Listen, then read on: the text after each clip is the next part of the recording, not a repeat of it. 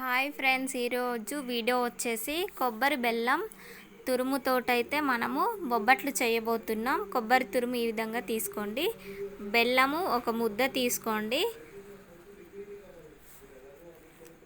Next ఇలాచి powder, నెయ్యి లేదా Dalda oil, అది ఏదైనా తీసుకోవచ్చు. స్టవ్ ఆన్ చేసుకొని కడాయిలో బెల్లం ముద్ద అయితే ఈ విధంగా పెట్టి మొత్తం కరిగించుకోవాలి. చపాతీ పిండి అయితే ముద్దలా చేసుకొని 10 మినిట్స్ అయితే పక్కన పెట్టేసుకోండి. ఈ విధంగా చూడండి, మనకు పాకం అనేది చాలా బాగా వచ్చింది. మొత్తం పాకం అయితే రెడీ అయిపోయింది. దాంట్లో ఇప్పుడు కొబ్బరి తురుము అయితే ఎండు కొబ్బరి తురుము మొత్తం కలిపేసేయండి. కొంచెం గట్టి పడేదాకా ఈ విధంగా కలుపుతూనే ఉండండి. చూడండి, మనకు చాలా బాగా వచ్చింది. ఇంకొంచెం గట్టిగా అయ్యేంత వరకు కలపండి. ఈ విధంగా అయితే వచ్చింది చూడండి. ఇప్పుడు మనకు బొబ్బట్లు చేసుకోవడానికి చాలా బాగా వస్తుంది. ఇప్పుడు స్టవ్ అయితే ఆఫ్ చేసుకొని కొంచెం చల్లారిన తర్వాత బొబ్బట్లు అయితే చేసుకోండి.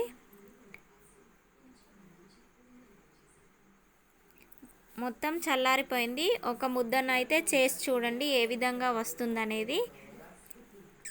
చూడండి, చాలా సాఫ్ట్గా అయితే వచ్చేసింది మనకి. ఇప్పుడైతే మనం ముందుగా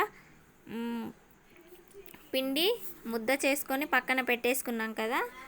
చూడండి, చాలా సాఫ్ట్గా అయితే వచ్చేసింది పిండి కూడా. ఇప్పుడు ఒక పెద్ద సైజు ముద్ద తీసుకొని చపాతీ ఏ విధంగా మనం ముద్ద చేస్తామో అలాగే చేసుకోవాలి. మధ్యలో ఈ విధంగా అంటూ దాని తురుము, కొబ్బరి బెల్లం తురుము చేసాం కదా, దాన్ని మధ్యలో పెట్టి మొత్తం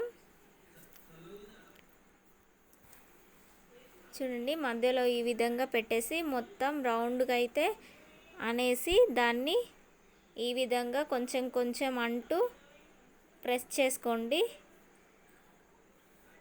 మొత్తం మనం చపాతీ పిండి ఏ విధంగా ముద్ద చేసుకుంటామో ఆ విధంగా అయితే చేసుకోండి. మనకు చాలా ఈజీగా వచ్చేస్తుంది. ఒక పేపర్ తీసుకొని కొంచెం ఆయిల్ అప్లై చేసుకొని పైనుండి ఇంకొంచెం ఆయిల్ అప్లై చేసుకోండి. మనకి చపాతీ అంటే బొబ్బట్టు అనేది చాలా సాఫ్ట్గా వచ్చేస్తుంది. చూడండి, మనము ఎన్నైనా చాలా ఈజీగా చేసేయచ్చు ఈ పేపర్ పైన ఆయిల్ అప్లై చేసి.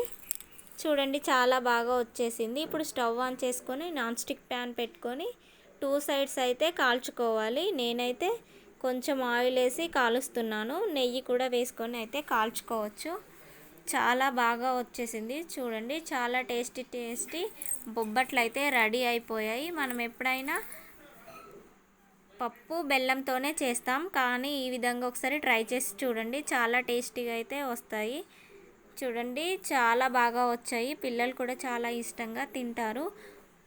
ప్లీజ్ లైక్ చేయండి, షేర్ చేయండి, సబ్స్క్రైబ్ చేయండి.